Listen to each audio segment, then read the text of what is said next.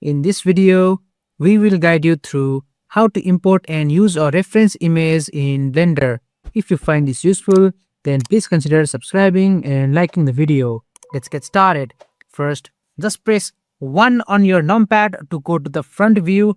This ensures that your reference image will be aligned properly. And after that, now let's import the reference image. So for this tutorial, we are going to be creating a simple sword. Now just press Shift A and go to Images. And from here, you will see 4 options. Now this is important.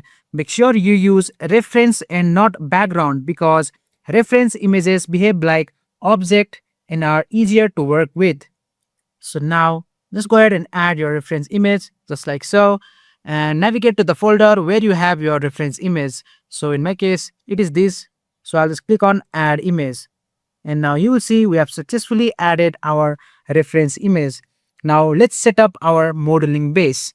Now just press Shift A on your keyboard and go to mesh and add a plane. Just go to the object properties and add the x-axis. Make sure to rotate it to 90 degrees and hit enter. And now you see it is successfully visible. You can just press S to resize it to your liking also. And also note that you can see the screencast key at here. And once you have done that, just go ahead and rotate it just like so. And basically just move the reference image a little backwards. So just go to the scene collection and select your image just like so. And press G to grab and press Y key on your keyboard so you can only move it along the Y axis just like so.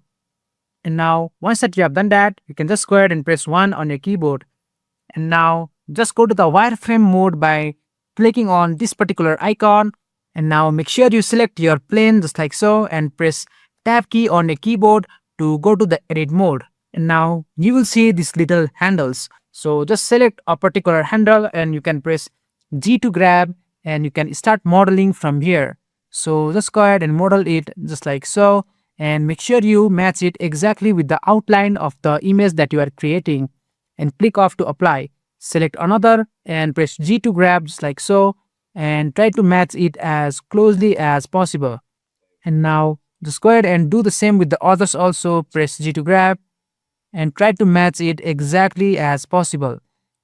Select and press G to grab and try to match it just like so. And once that you have done that, you can use the scroll wheel to zoom in. This is where the reference image becomes really useful. You can trace the shape directly. Now to add more detail, just press the Ctrl and R key on your keyboard just like so. And you can just click off to apply and you can start by resizing it to your liking. After you have done that, just go ahead and select a particular one and you can press G and try to match it with the outline as closely as possible. So as we are creating a sword, we have to extrude it towards the blade. So I'm just going to go ahead and press Ctrl R and click off to apply and try to match it as much as possible just like so.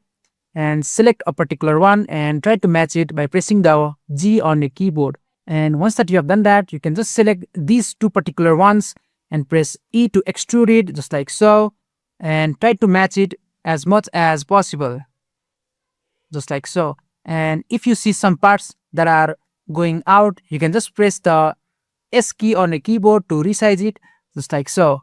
And again press E to extrude it just like so and click off to apply and press S to scale it to match the blade just like so. And I'm gonna go ahead and repeat the same process. And again press S to scale it and try to match it with the sword. Press E to extrude just like so and click off to apply and press the S key on a keyboard to resize it to our liking. And if it looks somewhat weird, you can just go ahead and select only one part and press G to grab and try to match it exactly as possible just like so. And once that you have done that, we can just go ahead and zoom out and press Shift and press the middle key on your mouse to pan it just like so.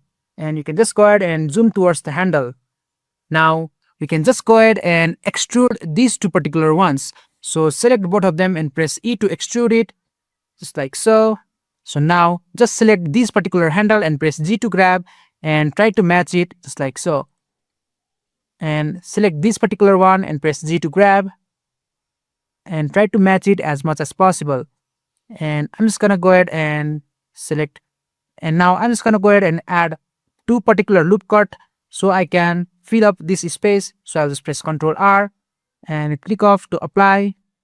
And now select this and press G to grab just like so. And I'm gonna add a loop cut here, so I'll just press Ctrl R, click off to apply, select this particular one, press G to grab, and try to match it just like so. And now if you see some spaces just like so, you can just go ahead and add another loop cut and press click off to apply and extrude and press G to grab this part and try to match it exactly as possible. I'm just gonna go ahead and do the same for this one also.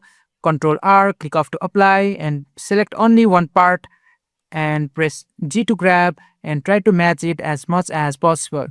And once that you have done that, you can just go ahead and add multiple loop cuts here in the handle.